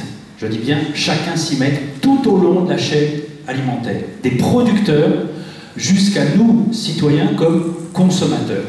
Et donc le pacte national contre le gaspillage que nous allons formaliser et signer tous ensemble à la moitié du mois de juin, le 14 juin, ce sera cette expression de cette mobilisation collective. Et vous verrez des engagements des producteurs, des transformateurs, de la grande distribution, des associations, des collectivités territoriales et bien évidemment de l'État. Alors, cette mobilisation, ce sera une étape, une première étape. Moi, je ne prétends pas, comme ça, en un an, avoir traité définitivement la question du gaspillage. C'est une première étape, mais cette première étape, elle est impérative, elle est absolument nécessaire. Pourquoi? D'abord parce que, à mes yeux, il y a un enjeu économique. Et c'est le premier enjeu. Si on veut sensibiliser les Français de façon beaucoup plus large qu'on le fait aujourd'hui, il faut expliquer qu'il y a un enjeu de pouvoir d'achat. On ne le dit pas assez, à mon avis. L'enjeu de pouvoir d'achat, c'est quoi? Lorsque chacun de nous jette de 20 à 30 kilos de nourriture chaque année, je parle juste du consommateur, je ne parle pas de l'ensemble de la chaîne alimentaire, mais juste nous, consommateurs, ça signifie qu'on jette près de 400 € à la poubelle lorsqu'on est une famille de 4 personnes. C'est quand même beaucoup, et c'est surtout beaucoup en temps de crise. Donc, il y a cet enjeu de pouvoir d'achat qui doit être aussi un levier pour faire prendre conscience que ça vaut le coup de s'engager contre le gaspillage. Et puis, aussi, et j'allais dire surtout, pour moi, c'est un enjeu de valeur. C'est un vrai choix de société qu'on fait lorsqu'on lutte contre le gaspillage. Et c'est un choix politique. Ça veut dire, oui ou non, est-ce qu'on est prêt à lutter contre les dérives de la société de surconsommation? Est-ce que oui ou non, on veut une économie plus sobre? Est-ce que oui ou non, on veut une société où on respecte notre alimentation? Parce que lorsqu'on jette, ça veut dire qu'on ne respecte pas notre alimentation. Ça veut dire qu'on ne respecte pas non plus le travail de ceux qui ont produit cette alimentation. Donc, le combat contre le gaspillage, c'est un vrai combat pour une société moderne comme la nôtre. Mais si on veut gagner... Pardon ? Ce sera contraignant, ce pacte ? Ce sera d'abord sur les engagements de chacun des acteurs. Mais puisque l'État s'en mêle, il y aura nécessairement des obligations qui seront posées, ou en tout cas des règles qui seront posées. Et ça doit changer les choses. Mais ce qu'il faut, c'est vraiment qu'on soit dans cette mobilisation. Et j'ajoute une chose, si vous permettez, vous m'arrêtez quand je parle trop, hein, mais ça doit être une mobilisation, bien sûr, nationale, et on y travaille tous ensemble. Je vois là Xavier Corval, avec lequel on passe, en tout cas, mon équipe passe beaucoup de temps pour essayer de concevoir des outils pragmatiques, numériques, pour que chacun s'approprie cette lutte contre le gaspillage. Mais au-delà de ce que nous sommes, nous, au niveau national, il y a aussi nécessairement la dimension européenne et la dimension mondiale à prendre en compte, comme le disait Tristram. Parce que il y a le défi alimentaire devant nous. Et le défi alimentaire, il est planétaire. Aujourd'hui, on est 7 milliards sur Terre. Et en 2050, on sera 9 milliards. Si on ne commence pas par lutter contre le gâchis, contre le gaspillage, on n'arrivera pas à relever ce défi alimentaire. Donc, c'est la raison pour laquelle, j'ai engagé un tour d'Europe, moi, auprès de mes collègues chargés de ces politiques contre le gaspillage alimentaire, engagé aussi un tour d'Europe auprès des acteurs de la société civile en Europe, et engagé un travail avec la FAO. J'imagine que chacun ici connaît la FAO, hein. Donc l'organisme qui, au sein de l'ONU, est chargé de lutter contre la faim dans le monde. Et c'est avec la FAO et avec le PNUD que moi je veux inscrire cette action, parce que si on n'est pas dans cette dimension globale, on n'y arrivera pas. Et puis, un dernier mot. Est-ce qu'il y a beaucoup de politiques aujourd'hui dans lesquelles chacun de nous peut être acteur? Mais concrètement, acteur. Moi, j'en vois pas tant que ça. Et cette politique-là, cette politique publique, je le redis, elle doit permettre à chaque citoyen de peser sur non seulement son destin, mais sur le destin de la planète. Et ça, je pense que c'est une belle façon aussi de faire de la politique. En tout cas, c'est comme ça que moi j'entends aujourd'hui faire de la politique. Donc voilà, c'est un vrai combat, c'est un vrai engagement, mais on ne réussira à conduire cette bataille, à réussir à relever ce défi que si chacun de nous, tous, s'y met. Donc il faut qu'on s'y mette. Est-ce que vous pouvez dévoiler quelques petites actions concrètes dans ce pacte? Pas ce soir. Mais on va travailler sur les marchés publics. Nous allons travailler sur la question des restaurants scolaires, des cantines. On va, je vous parle de l'État et des collectivités locales, hein, bien évidemment. On travaille sur la question des normes, du calibrage. Tous ces points-là sont traités, seront traités dans le cadre du pacte national contre le gaspillage. C'est ça. Oui, j'ai une question pour le ministère.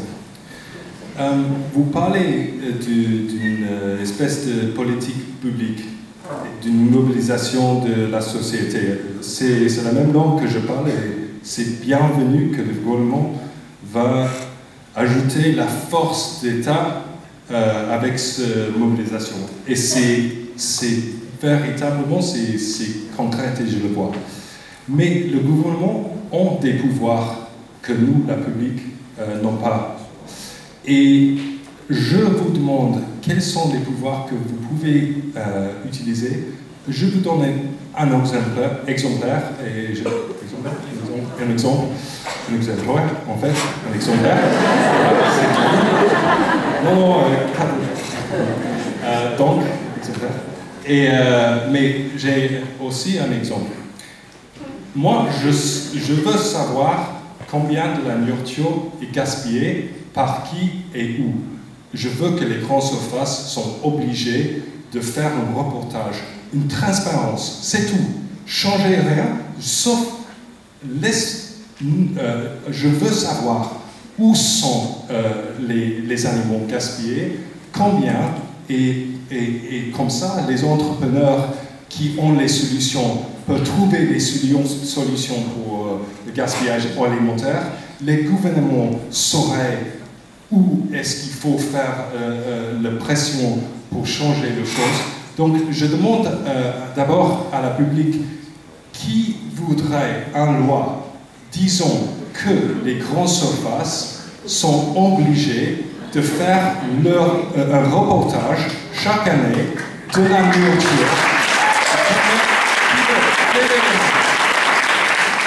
Donc, Monsieur Garot, vous avez vous avez un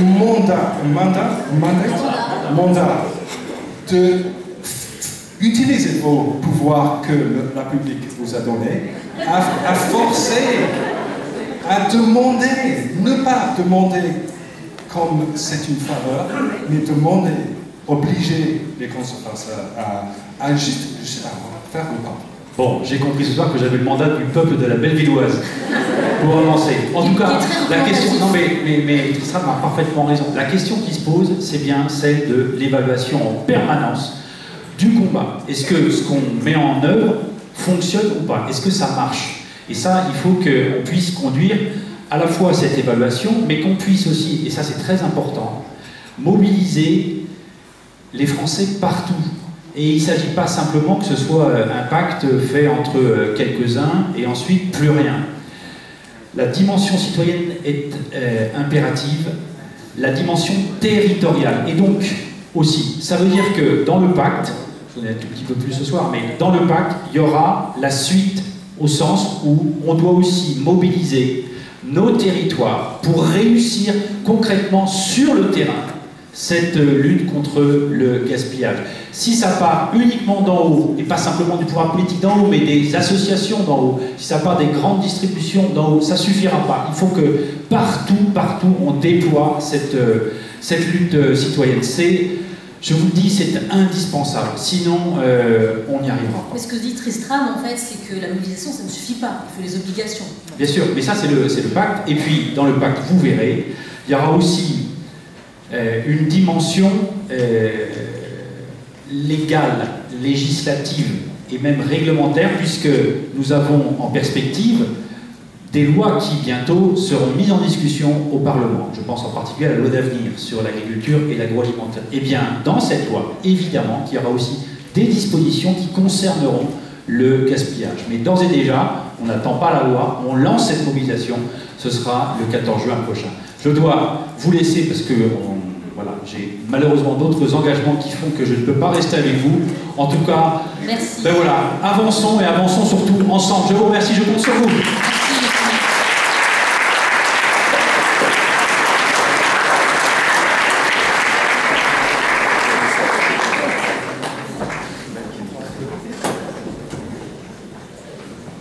On va donc peut-être reprendre le débat question. Voilà, donc on va peut-être commencer tout de suite par les questions salles. Les questions avec la salle, pardon.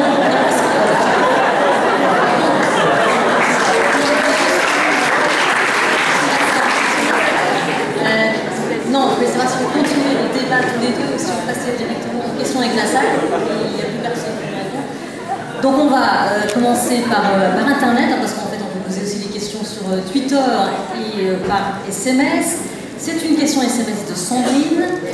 Vous parcourez le monde à longueur d'année. Y a-t-il une initiative particulièrement innovante que vous avez découvert ces derniers mois et dont vous souhaitez parler? Donc, tout à l'heure, on avait 3 porteurs de projets français. Et vous, est-ce que dans votre tour du monde, vous avez vu des choses, des initiatives aussi innovantes dont vous voulez parler ce soir? Chaque jour, dans mon inbox d'emails, je reçois quelques emails de quelqu'un, quelque part dans le monde, des initiatives. Je vais prendre pas le meilleur, mais le dernier que j'ai lu, c'était ce matin. Et en fait, il s'agit de ce documentaire. Une professeure dans leur école, je pense que c'est à Genève, m'a contacté il y a quelques mois, disons on veut voir le documentaire Global Gâchis et on veut voir votre livre pour sensibiliser les élèves. Et après, quelques mois après, elle m'a envoyé les projets de ces élèves. Et ce sont magnifiques. Ils ont fait les dessins contre le gaspillage alimentaire. Il y en avait une qui était une poubelle avec une mesure comme ça, le around the waist. On les appelle le waist. pour devenir plus mince. Et c'est un symbole qui a été produit par un élève pour sensibiliser ses amis. Et ça, c'est quand les enfants trouvent un moyen de dire aux ses parents ou ses amis qu'il y a une obligation de diminuer le gaspillage alimentaire, on commence à trouver des solutions pour le futur. Donc c'est un exemple, mais voilà, je trouve que c'est partout des solutions comme ça. Alors avant de passer le micro dans la salle, peut-être une dernière question qui concerne le gaspillage non alimentaire, parce qu'on a beaucoup parlé de l'alimentaire. Est-ce que les solutions que vous proposez, elles sont transposables à la lutte contre le gaspillage non alimentaire? Oui et non, bien sûr. Parce que, bien sûr, on peut trouver les plateformes sur les sites web pour partager, pour échanger, pour les deux, pour la nourriture et pour les autres choses aussi, bien sûr. Mais la nourriture, c'est un objet particulier, ça pourrit, n'est-ce pas? Donc, on ne peut pas avoir un grand bâtiment plein de la nourriture pendant 6 mois, pendant qu'on attend des gens qui le veulent. Donc, les logistiques de distribuer les surplus sont beaucoup plus difficiles pour la nourriture que les autres objets. Et c'est pour ça que c'est compliqué. Xavier a parlé des complications, des distributions de la nourriture, et c'est compliqué. Mais aussi, la deuxième chose que je veux dire, c'est que la nourriture, c'est un problème de gaspillage particulier parce que la nourriture, ce n'est pas que la nourriture, c'est la terre en fait. Et quand on gaspille la nourriture, on gaspille un morceau de la terre. Et nous, on est les animaux terrestres, les êtres humains, on dépend tout à fait pour survivre à la terre. Et quand on gaspille la nourriture, on gaspille la terre, et pour ça, il faut trouver les moyens de diminuer le gaspillage alimentaire. Merci Tristan. C'est des réponses? Oui, oui, c'était tout à fait. Merci beaucoup Tristan. On va passer aux questions dans la salle. Est-ce qu'il y a un micro qui est disponible? Voilà. C'est des questions pour moi, mais aussi les autres, les entrepreneurs, parce que j'imagine que... Non? Oui? C'est une question, effectivement, Stéphanie Goujon, tout particulièrement du gaspillage non alimentaire, mais c'est vrai qu'on n'avait pas beaucoup abordé le gaspillage non alimentaire dans cette conférence, donc on voulait aussi avoir votre avis sur la façon de lutter contre ce gaspillage non alimentaire. D'accord. Et vous avez... Qu'est-ce que tu veux que je dise? Non, vous avez répondu, c'est très bien. Très bien. Merci Tristan. Peut-être pour une première question. Si vous voulez que je comprenne, si vous voulez parler très lentement, très clair, je parle pas bien français. Bonsoir. Moi, je trouve que vous parlez beaucoup comme solution anti-gaspillage, de récupérer le gaspillage. Et j'aimerais que vous nous parliez un petit peu des solutions pour éviter vraiment le gaspillage, pour qu'il n'y ait pas de gaspillage, c'est-à-dire avant qu'on en arrive à être obligé de récupérer pour en faire quelque chose. Tout à fait, c'est les premières choses qu'il faut faire. Et zéro gâchis, c'est un exemple de faire ça. Xavier a demandé si, avec le zéro gâchis, le projet zéro gâchis, si les consommateurs achètent les choses et puis les gaspillent eux-mêmes. Bien sûr, c'est un problème, c'est une question. Mais à diminuer le prix des produits, c'est un moyen de diminuer le gaspillage. Que tous les marchés, les marchands, les grandes surfaces, tout le monde, on participe à cette solution. Et je vous donne un exemple d'une grande surface qui s'appelle Marks & Spencer, peut-être que vous avez entendu parler de ça. Et avant l'année 2008, il n'a jamais réduit leur prix parce que c'est une supermarché plus élevé, plus proche, quoi. Et ça, c'est trop populaire à faire ça. À 2008, ils ont changé ce politique et ils ont diminué leur gaspillage alimentaire par 40% dans 2 années. Donc, il y a des grandes choses qu'on peut faire comme grande surface, comme n'importe qui. Et ce que je dirais, c'est à réduire le prix. C'est beaucoup mieux comme moyen de vendre les aliments que l'autre espèce de marketing, c'est 2 pour 1. Vous voyez, si j'achète un pain, il y a un autre gratuit, je vais le prendre, mais je n'en ai pas besoin, je le jette de moitié.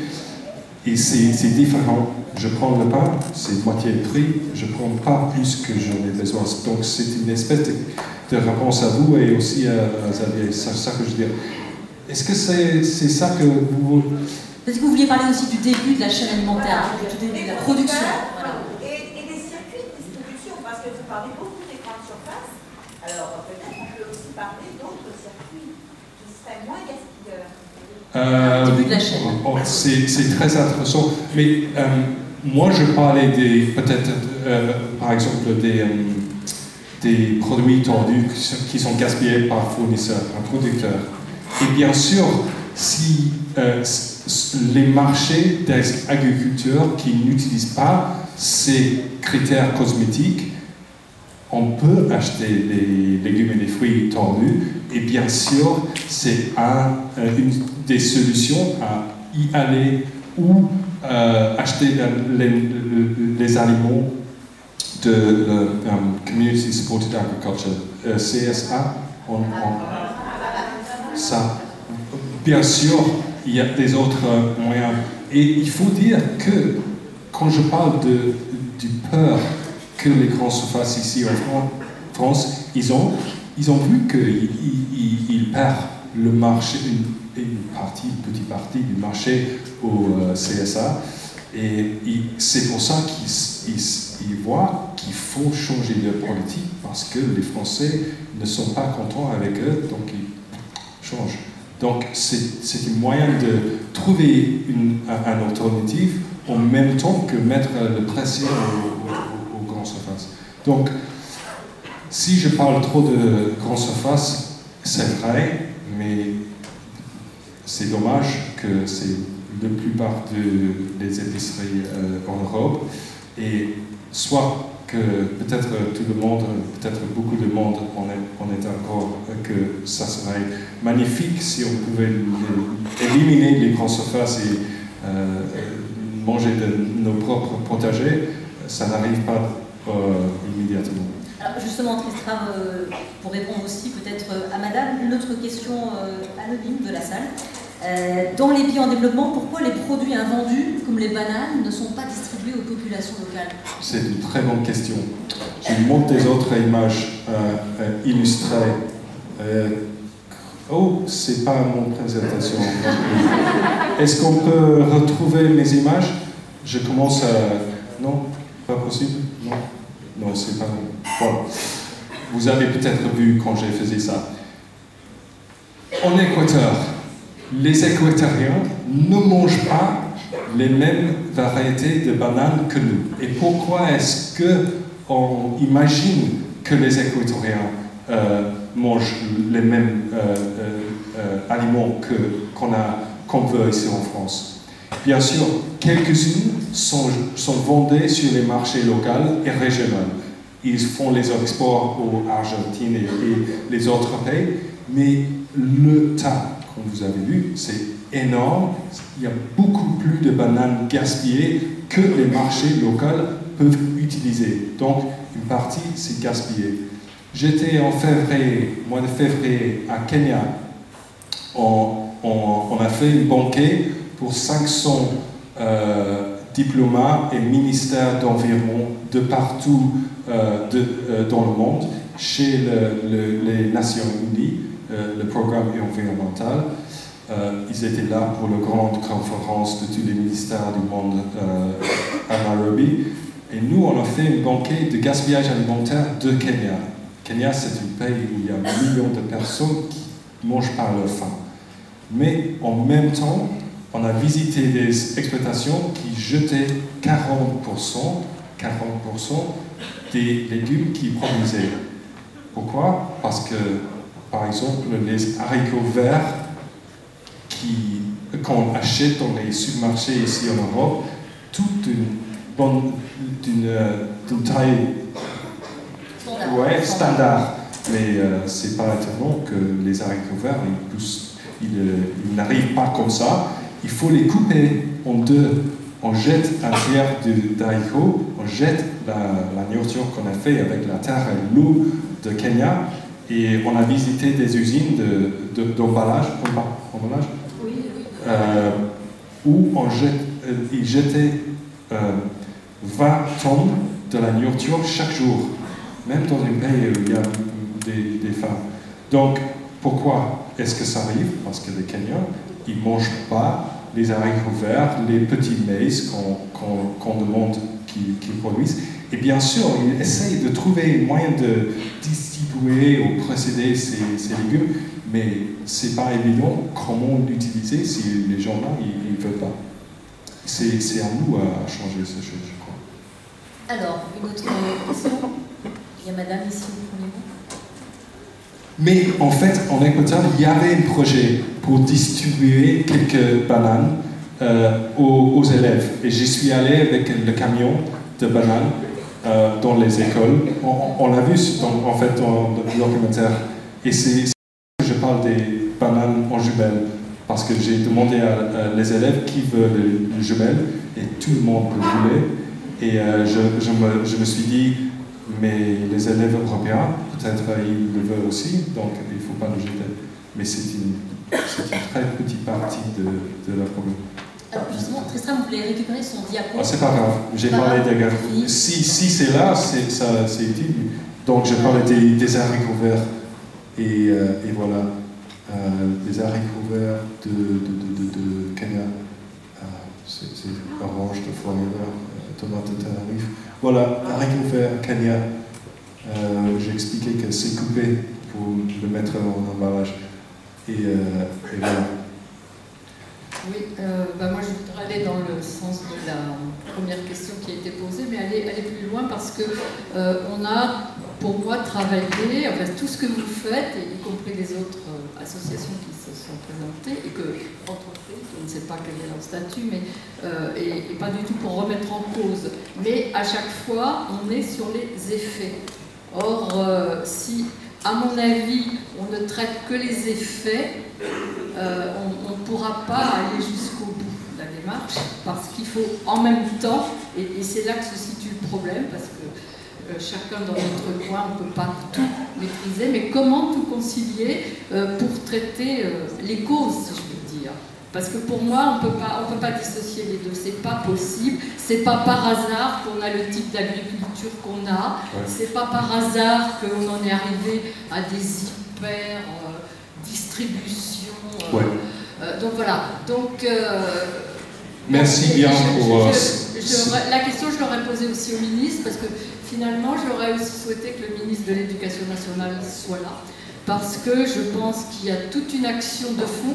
Moi, j'aime beaucoup ce que vous faites parce que c'est très mobilisateur et ça marque les esprits. Mais pendant vos banquets, il faudrait qu'il y ait aussi des fourmis dont je fais partie, qui soient là aussi pour aller trouver les gens et leur dire oui, mais on mange tout, c'est sympa. Mais avant, pourquoi on en est là? Non. Et quand on a une agriculture qui ne respecte même plus la terre, comment on peut changer les choses et que les gens vivant de plus en plus en zone urbaine sont complètement déconnectés de cette terre, c'est pas possible. S'il n'y a pas cette reconnexion, on peut diminuer, c'est vrai, mais on ne s'en sortira pas, ce qui ne nuit à rien à la qualité de ce que vous faites. Vous avez raison, et merci bien pour ces questions, parce que le gaspillage alimentaire, c'est devenu comme une fenêtre pour les gens, parce que tout le monde peut être en accord que ce tas de haricots verts ou bananes n'est pas correct. C'est moralement condamnable, c'est dégueulasse.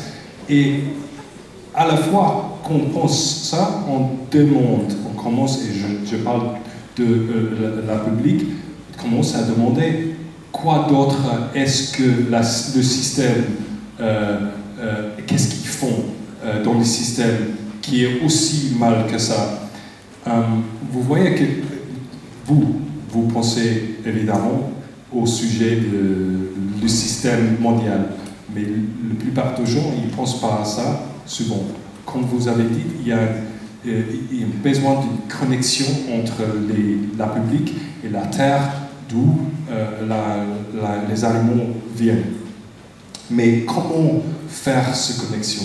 Comment changer la culture de notre société pour faire cette connexion?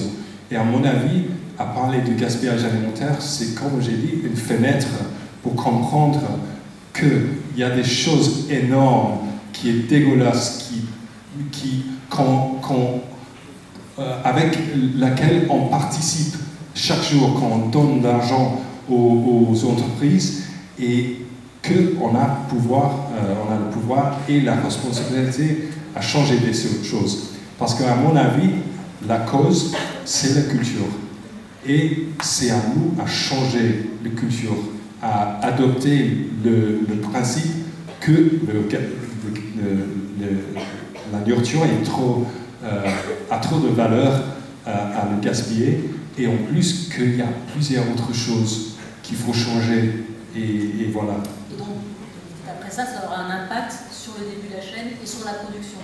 Et aussi, plus que ça, comme la madame a dit, à nous changer dans les autres parties de notre vie aussi, à faire cette connexion entre nous et la Terre. Parce que je suis tout à fait en accord, c'est ça, à comprendre qu'on habite dans une planète finie, que nos choix ici dans les pays riches ont un impact aux forêts dans le sud d'Amérique, et qu'on a le pouvoir de changer ces impacts facilement en fait. Alors, après une autre question peut-être, voilà, madame là, et son bras au milieu. Voilà, madame là qui a levé son bras. Madame là, madame, voilà, au hasard, madame là. Qu'importe. Bonsoir, moi je voulais toujours poursuivre parce que je suis assez d'accord avec ces propos. Au début, on est effectivement sur la cause. On est avec le gaspillage sur l'effet visible. Moi, la question que je pose, c'est effectivement, tout ceci n'était pas dû à notre mode de consommation qui s'est développé, à ce besoin d'abondance qui a... ce besoin de vouloir consommer plus et plus, et ce marketing de la nourriture que l'on voit dans les supermarchés. Maintenant, on a choix, un rayon de yaourt, c'est X modèles, X possibilités. Alors là, vous parlez d'un légume qui est quand même qui vient du Kenya. Est-ce que ces nouveautés qui est de vouloir consommer toujours plus, toujours différent, ce marketing de la consommation qui est fait dans tout, dans ce mode de consommation aujourd'hui, est-ce que c'est pas ça la vraie cause qui fait qu'on diminuerait le gaspillage à terme, qui est vraiment le mode de consommation aujourd'hui?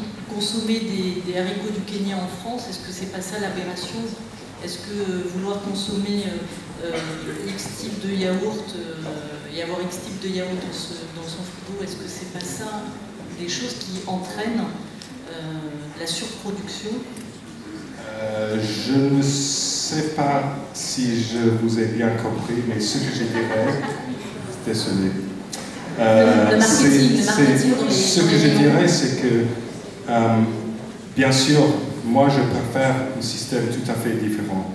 Mais ce que je dirais, c'est que même avec le système qu'on a, et c'est très difficile à éliminer ce modèle de provisionnement, on peut éliminer ou beaucoup diminuer le gaspillage alimentaire sans changer le système. Et ça serait beaucoup mieux que rien. Bien sûr, j'aimerais mieux si on change tous. Mais, après, c'est le système qui s'adapte. Ce que vous disiez, maintenant les grands distributeurs viennent à vous pour voir comment ils peuvent faire. Et bien sûr, en fait, si c'est trop facile pour eux à changer des petites choses, mais continuer les grandes choses qui font le dommage, ça serait dommage. Mais à mon avis, c'est un commencement peut-être de plus grandes choses. Pour moi, c'est le commencement de changer les grandes choses. Je ne sais pas si c'est la réponse que vous cherchez. Je n'entends pas. Oui, c'est plus que là, le marketing des rayons, le fait qu'on ait le choix entre 15 000 yaourts différents et qu'on puisse manger des fraises en plein mois de décembre qui viennent. Voilà. Et à convaincre les consommateurs, la public, à laisser à côté ce qu'ils veulent, c'est difficile. Par exemple, on mange trop de la viande en Europe, beaucoup trop pour la planète. Et il faut convaincre la public qu'il faut manger beaucoup moins. C'est mieux que pour la santé, c'est mieux que pour la planète. Mais c'est difficile à convaincre quelqu'un qui aime manger la viande. Et c'est pour ça que j'ai commencé avec le gaspillage alimentaire. En fait, mon premier livre avant ça, il s'agit de la viande, mais quand même, commencer avec le gaspillage alimentaire parce que ça, personne aime jeter la nourriture, donc c'est beaucoup plus facile à changer leur pratique. Voilà. Alors on va prendre une dernière question. Là, il y en a dans le fond, il y a deux bras qui se lèvent. Mais ne vous inquiétez pas parce qu'il y aura une discussion. Oui, voilà. Après, et chez la discussion, on peut discuter sur. Voilà, on continue, discontinue. Excusez-moi. Il fait du mot même en français, c'est ça.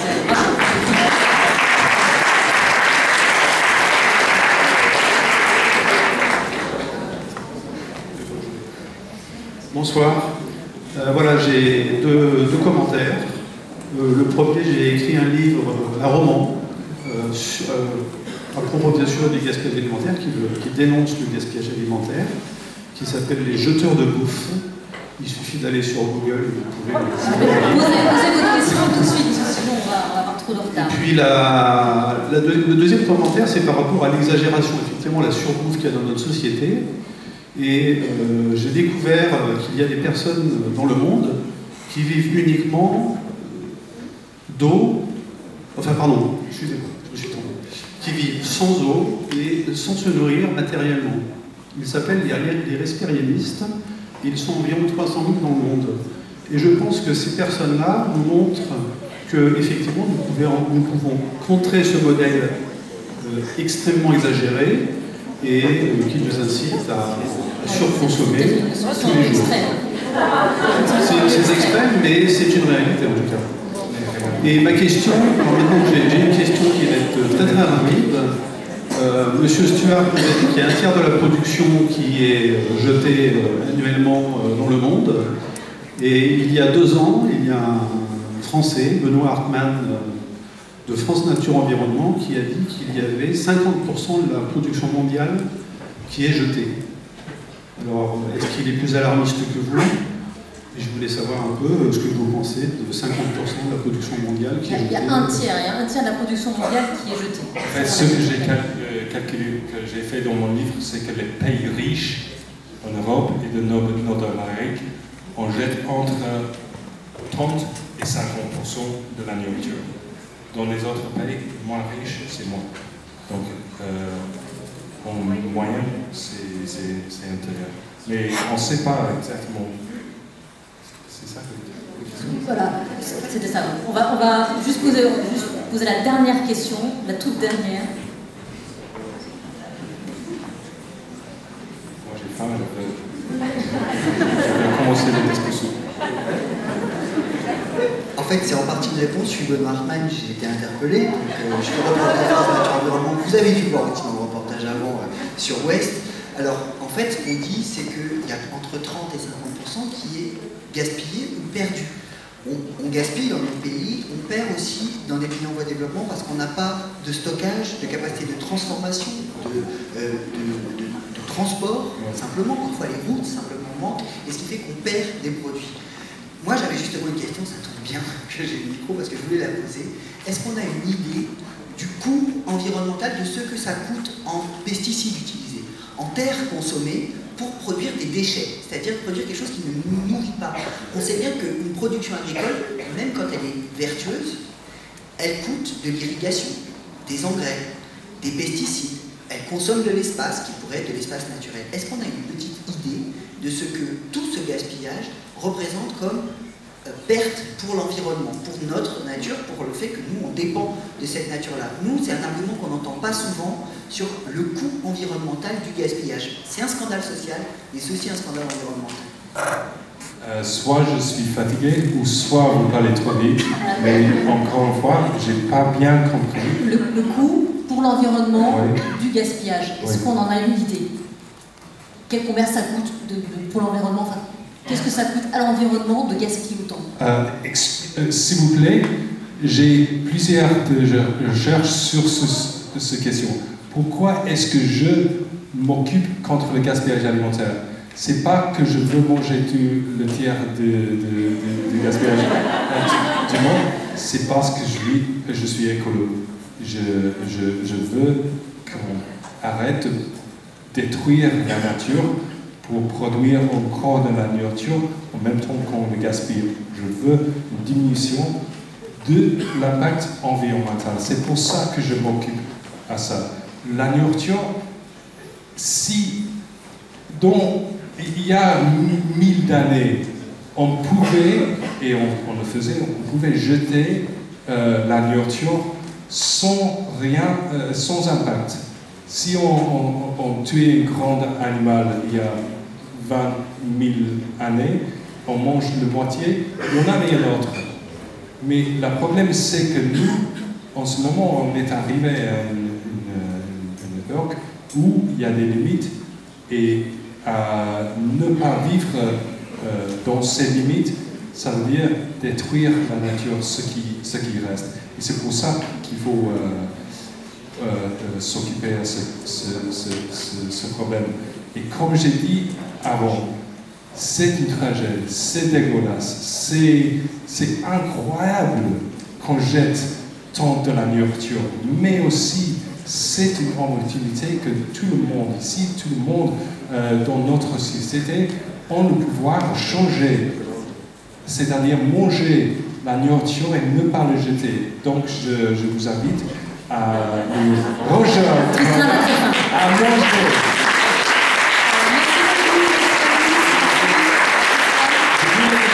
Quelque chose de la nourriture en bas. Tous les fruits et légumes auraient été gaspillés si notre amie Alice et Laura n'a pas allé leur lancer et en plus Ecosphère. Et donc un grand merci à eux pour leur travail pendant des horaires.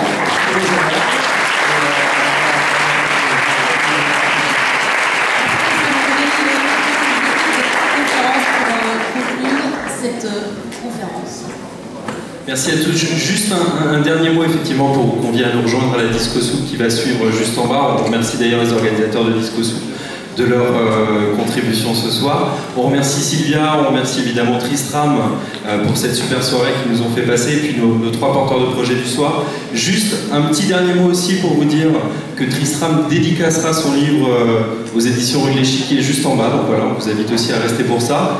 Et puis un dernier remerciement à nos partenaires que vous voyez là et qui rendent possible les Hub Conférences. Les Hub Conférences justement, pour vous convier également aux prochains événements. Nous serons présents jeudi, voilà, donc dans 2 jours, à l'espace Pierre Cardin, pour le grand final du Tour de France du mouvement des entrepreneurs sociaux, avec une formule un petit peu nouvelle, donc on vous y convie, on espère vous voir nombreux. Et puis, Conférence sera également présent lundi à l'UNESCO à l'occasion de la Global Conférence. Voilà, donc 4 ateliers, 4 grandes conférences là aussi. Toutes les infos sur le site internet, et puis pour vous inscrire, hub-conférence avec un S.